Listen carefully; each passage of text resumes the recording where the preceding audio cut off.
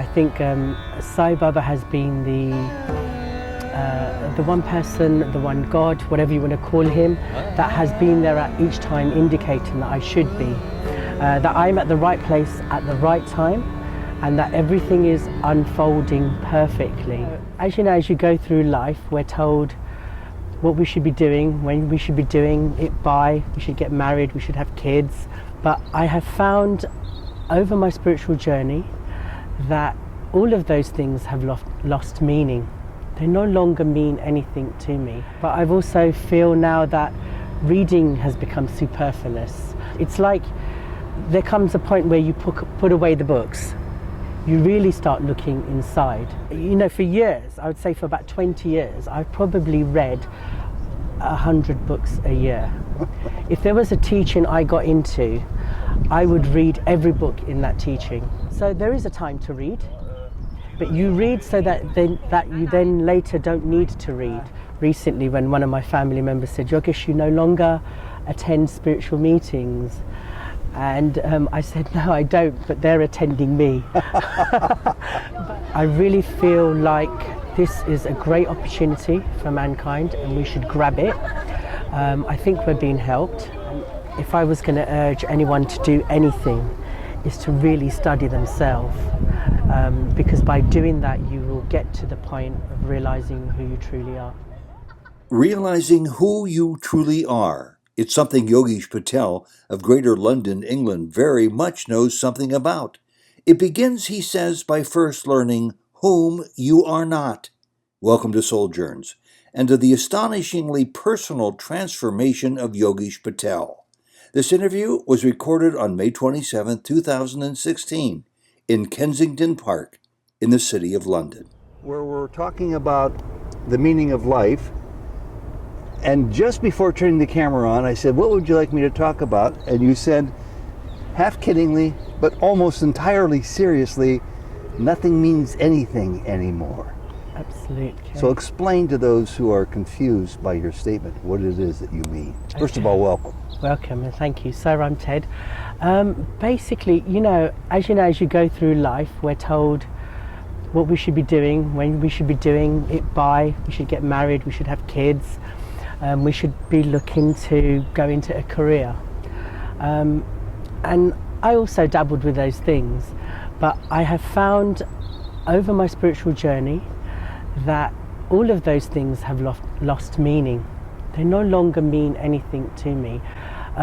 Even when I was prolifically involved in, say, Sai work, that had great meaning for me. Because you call yourself a Sai Baba devotee, but that's not to limit you from being a devotee of any other tradition, teacher, or guru. That is correct. I know David Hawkins has a lot of meaning in your life, as do other people.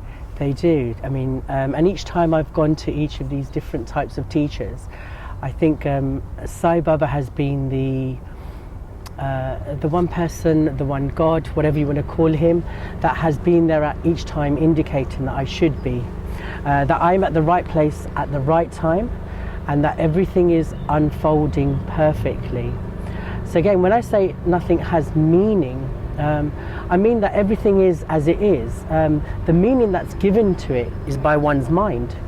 Well, from the Course in Miracles, which I know you share an interest in along with Jody and myself, I think the first of 365 lessons is paraphrased to suggest that nothing is as it seems, meaning we bring our own distinctive, unique meaning to everything, or no meaning to it.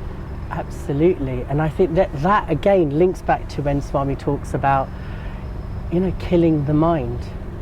Killing the mind? Killing the mind. Killing the mind. Die mind. You know, he gives people the diamond ring, which was basically about the mind needs to die, because when it dies, then you're left with what you truly are.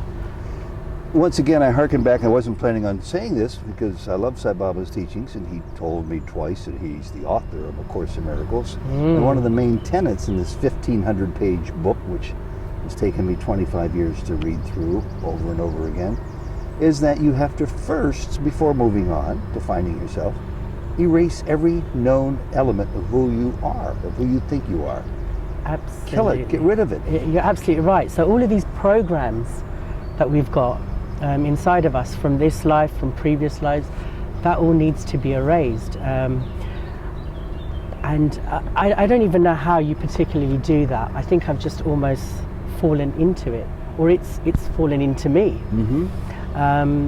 For instance, like you say, you're reading the Course in Miracles. I sometimes have read the Course in Miracles as well, but I've also feel now that reading has become superfluous. I remember recently I mentioned to you I was reading a book, and you made a comment to me online saying, Yogesh, maybe you don't need to be reading this book. I don't need to be. Maybe you don't need to be reading. And I took that book out one day to work and I tried to read it, and I just couldn't read it, because almost it's like there comes a point where you put away the books, you really start looking inside and seeing how you are reacting and responding to what's happening outside of you. Now, a cynic might say, and I'm interjecting this, and I don't mean to interrupt you, because I want you to continue, that's irresponsible, that's a cop-out, that's the lazy man's way out. Of course, I know that's not what you mean, but it's a valid criticism on the surface. You mean you're not going to take advantage of the teachings of people far wiser and smarter? I don't know even if that's prompted by myself. I attempt to pick a book up, but there's no energy which allows me to read it. So that I think is happening spontaneously. There's no, for years, I would say for about 20 years, I've probably read 100 books a year. If there was a teaching I got into, I would read every book in that teaching. So there is a time to read, but you read so that you then later don't need to read. And that's where you are now. That's where I feel I am now. At the ripe old age of 46. 46. Let's see, you've got a wife at home whom I know you love and adore. You've got a mother and father whom you love and adore. Absolutely. Do they on any level relate to who Yogesh is today? I think they do, but there's times when they don't. I mean, I just remember recently when one of my family members said, Yogesh, you no longer attend spiritual meetings. And I said, no, I don't, but they're attending me. But, again... And you say this, I know, with no arrogance, no superiority. Absolutely. You have to really be aware, because the ego is quite tenacious. And if you're not careful, you will fall for it. There's lots of traps along the way. I mean, one of the traps is to think that happiness is outside of you. We're searching. I need to have the perfect job. I need to be earning a certain amount of money. But I think you come to the realization it's really inside of you. It's where you are. So yeah, those traps are there, and we have to be quite aware of them. Let's talk about ego for a second. Am I right that it's always with you? The Jivan Muktas, whomever they might be, those in perpetual 24/7 awareness, walk around with ego tendencies yet in this lifetime? Do you have much of an ego left? It's definitely there. It's not being eliminated. I would say that, because I know when it appears. But what's great about that is before, where I wouldn't have been aware that it appears, as it appears, I become aware. Here it is. And then I start observing it. And what I think the observation of it does is separates you from it. So just the fact that you're looking at it, or even looking at your thoughts, observing them, I think it allows you to separate them from what you truly are. I don't know where to go next, because I've got so many questions I want to ask of you. You've touched on so many wonderful topics in your postings. For anybody who's got are you welcoming new people on Facebook? Of course, that's egoful, but it would be helpful, I think, to many of my acquaintances to be able to find you. Yogesh Patel, Patel, Facebook. Yes. Request to be liked or Facebooked by you, or just observe the postings, because they cover the gamut of spiritual, of Advaita Vedanta, of non-duality. That seems to be your one drumbeat over and over again. Yes. And it's what Jody and I have found most attractive in our lives, knowing as little as we do. What caused you to switch from adoration, reverence, seva, bhajans, Sai organizations, 100 books a year, to get to this path you're on now of nothingness or close to nothingness? I would say that when you experience what you may term as suffering, I think if you use that in a correct way, it will lead you to a path of not suffering. So when there have been challenges, I've observed them. I've been upset by them, but also I've observed them and said, okay, so what is this? Who is choosing this suffering? I choose it. Therefore, I need to not choose it. So I've looked at that because, I've gone to the astrologers, the psychics. I've done all of those things, and in hindsight, it may have seemed like, you were searching for happiness in them, something outside of yourself. But in hindsight, it may seem like it was a wasted journey to go to these people. But I think, in fact, I needed to go to them again, like I said earlier, so that I don't now need to go to them. So the suffering has been, I think, a great tool by the divine that leads us inwards. And it may not be for everybody, but it has been for me. So you've been doing this now for long enough, and you're to this place called disinterest. I'm saying it as positively as I can in the outside world. What is of interest to you now? Being with the self. Absolutely, just being with the self. And not necessarily making a plan to do anything in particular. Just what does that look like to the average person? Well, I can talk about me. I don't necessarily, for instance, I remember going to India for years. For a 20-year stretch, I was going every year, and there were years where I was going for 6 months. And people would say, but you're going... Sometimes to Sai Baba's ashram. In Sai Baba's ashram, absolutely. And some people would say to me, Yogesh, you're going every year. Why are you going every year? God is everywhere. But I wasn't there at that stage. And now I don't go, unless some prompting comes to go. And maybe those same people come up to me now and say, Yogesh, you no longer go. What's the matter? But I have to say, that is because I feel God wherever I am, and I can say that, and I get confirmation. What about it's called guilt, it's called shame, it's called lack of love, lack of self-love, it's called not able to being forgiven for deeds and acts that you've perceived that you've done? Are those all left behind in the dust for you? They do turn up. I mean, you live with family, so absolutely, that's a good source to always come. Absolutely, it's the best school you could be in terms of spirituality. Yes, they do turn up, but I observe them and the reactions that are happening within me as they happen. So I tend not to try to give them energy or focus or attention. It's observing from almost like a non-attached way. The reason I think that we don't let go of pain is we push it deep inside of us. We try to divert it, we try to avoid it, but it actually is what it is. It's unfolding perfectly. And the way to actually let go of it as well is to actually feel it fully. So be with it, don't even give it a name. There's a sensation, there's a feeling, and it's not necessarily pleasant, but let me feel it fully. And as Sam Sanway says when he paraphrases Baba, happiness is that tiny little issue between two periods of pain. What happens to you when you're in a period of happiness and bliss, or describe it any way you want? There have been a few moments when I have been in bliss, and I can say that, for instance, I can give you an instant when about 5-6 years ago, I was listening to a spiritual tape where the gentleman on the tape, Dr. Hawkins, was talking about listening to spiritual literature can actually allow your consciousness to jump.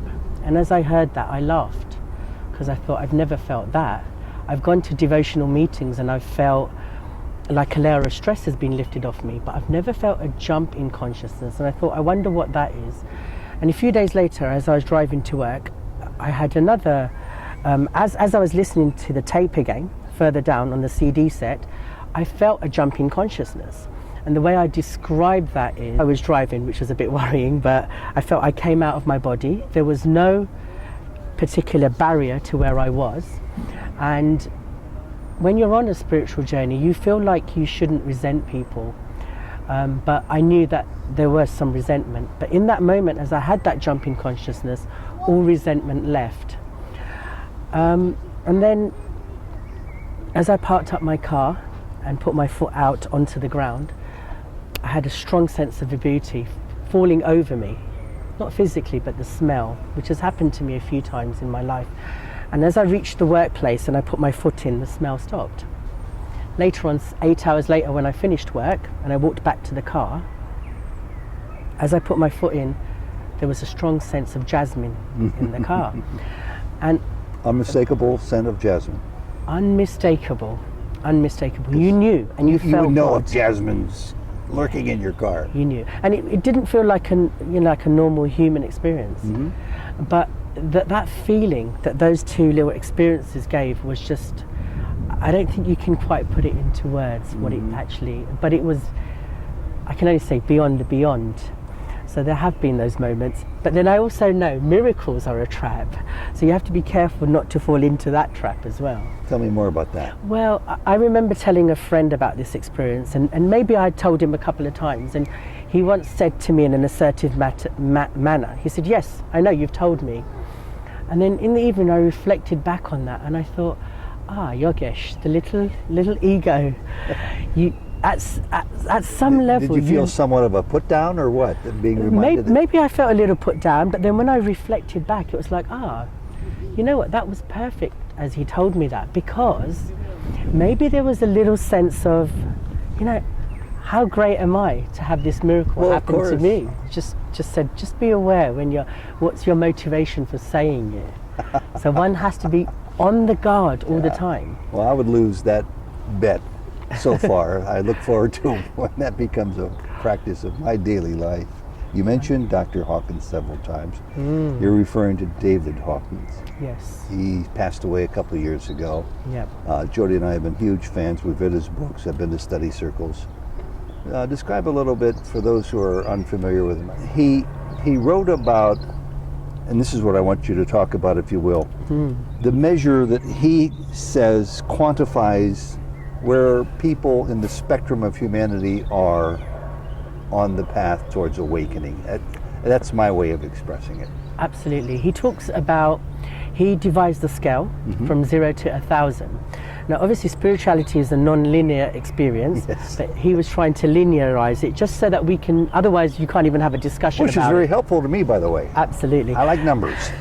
So he has this scale, and it goes up from 0 to 1,000, 1,000 being awake, alive, avatar, fully realized, absolutely, an avatar. Exactly, and he talks about 200 being the pivotal point, where above 200 you're going into, it's positive, moving into a positive direction. It takes about in a lifetime you can move a few points, because apparently it's a logarithmic scale. A few points only. So if I'm at 197, maybe I can aspire to 200. But also there can be jumps. Oh, so a jump. It can happen, and you could. So there doesn't seem to be a logic in it. So what's wonderful about his scale is, for instance, if you're reading a book, you could attempt to measure he calls it level of consciousness, LOC, and see if that's going to enhance your spirituality and consciousness or actually detract from it. You have influence over moving that number, moving your own awareness. Oh, absolutely. For instance, what are you surrounding yourself with? What type of people are you interacting with? What type of literature are you reading? All of this will have some effect. Who do you hang out with? Who do you hang out with? Who do you choose no longer to hang out with? Absolutely. And again, not being judgmental. Yeah. Everyone is perfectly where they are. Sure. But what are you surrounding yourself with? And that's going to obviously help to bring your level of consciousness up. Yeah. So do you find yourself perhaps moving at, if not warp speed, a little greater speed today than you were before you began to become aware of this process in yourself? Yes, definitely. I think even the introduction of Dr. Hawkins' work has helped me greatly, and also the confirmation with by Swami that that's where I should be and what I should be reading at that particular time. And how did he confirm that to you? He confirmed it, like I said, as I was listening to his CDs, I had a vibhuti smell, so I sort of linked the two together, because I don't think Dr. Hawkins has anything to do with vibhuti, but it's happened as I'm listening to his tape. So you took these little coincidences, or as my wife says, coincidences, as something meaningful. You mentioned Sai Baba's name, Baba, in conjunction with David Hawkins. Yes. And I'm sad to report, so you straighten me out here, Yes. why I think David Hawkins, if I remember, of all the written literature in the world, ranked the Bhagavad Gita as the highest. I think 1,000 or close to 1,000. Correct. The Bible comes close, the Quran comes close, the Talmud comes close, and I understand that. But our beloved Baba wasn't there at 1,000, but a little bit lower. Very high, but not quite as high as other individuals would say. How do you reconcile that? The way I reconcile that is through my own experiences. So, I've had an experience with Dr. Hawkins, I've had experience with Sai Baba, and I can tell you that with both of them, one in the physical and one, I hadn't actually met Dr. Hawkins, but in both cases I have, how can I say, had experiences which have led me to experiences of bliss in both instances. Really?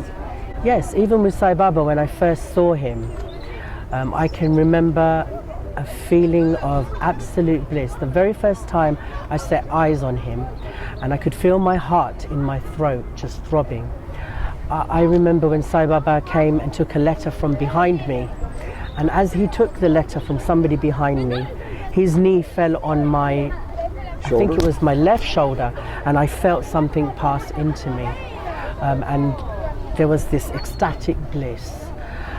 So whether Sai Baba's, I'm not sure where he was put on the scale, but I know that with my experience, It was very high. It was very high. It just wasn't the highest. Yes. I would expect a Puna Avatar to be.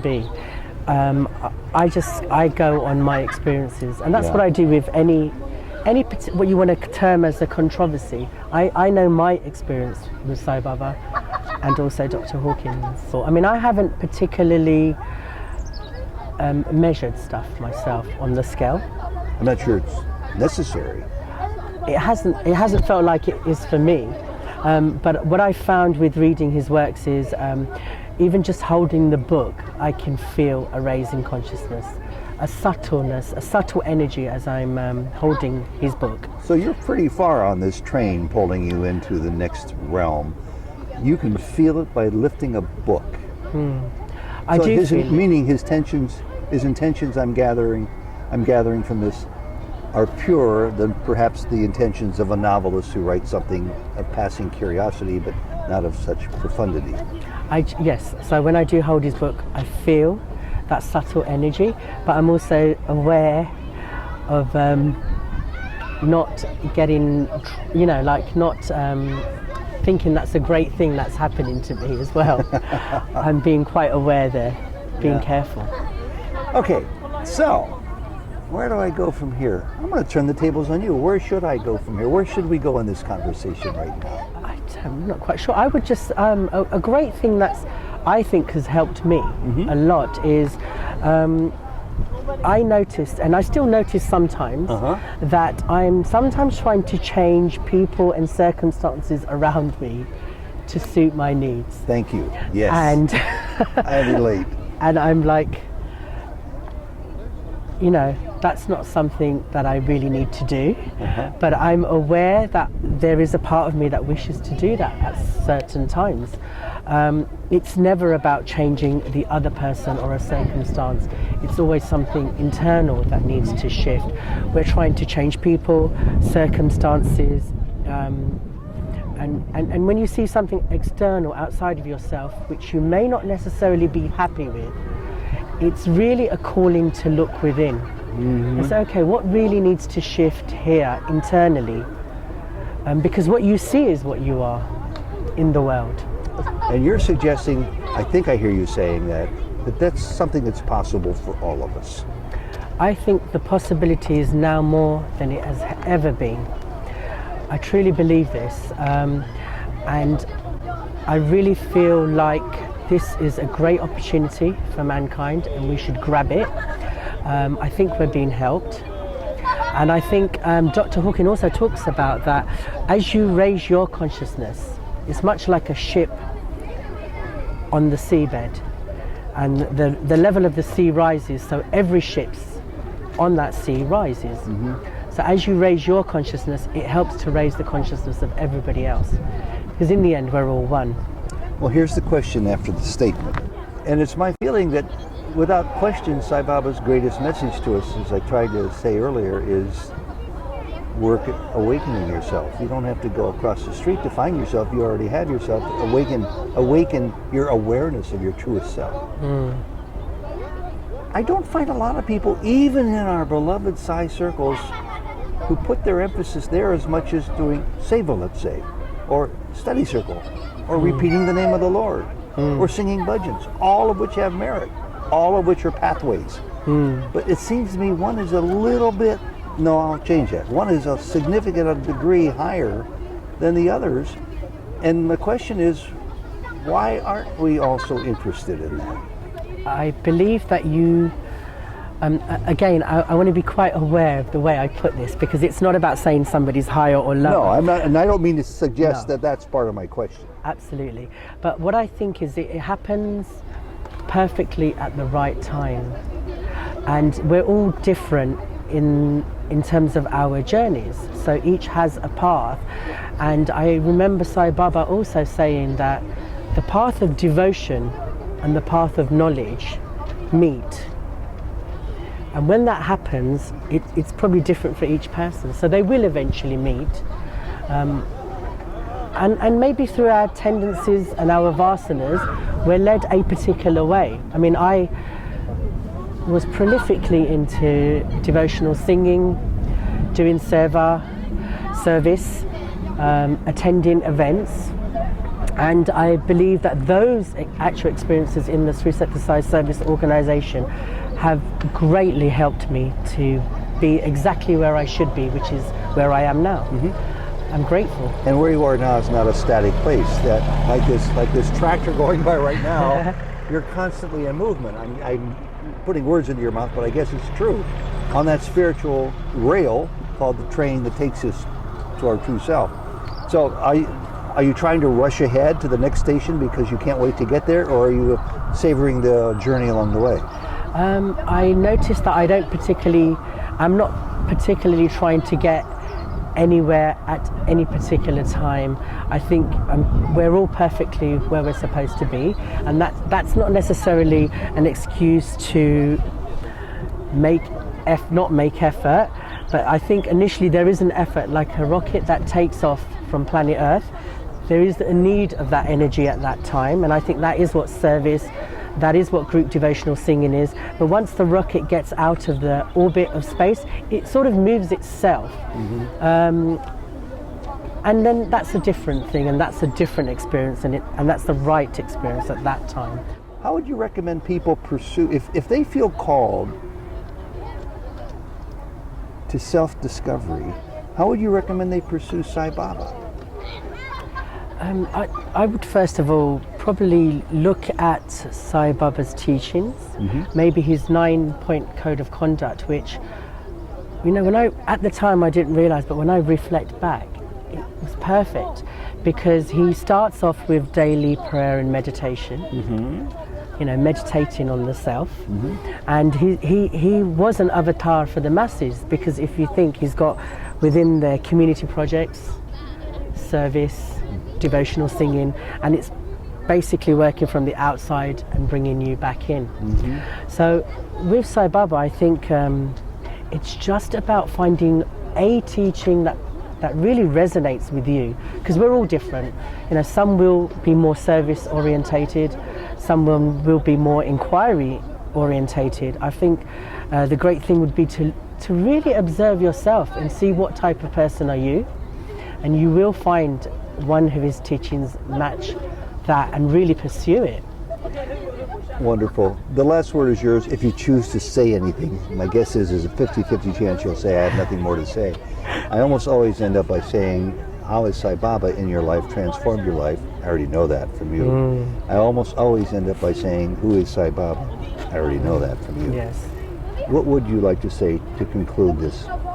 I would say that I would actually end with a quote of Sai Baba, which is basically he said the proper study of mankind is man, and if I was going to urge anyone to do anything, is to really study themselves, because by doing that you will get to the point of realizing who you truly are.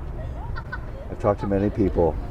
Your conversation is as meaningful as anything I could ever wrap my arms around. Thank you so much. I'm brand new.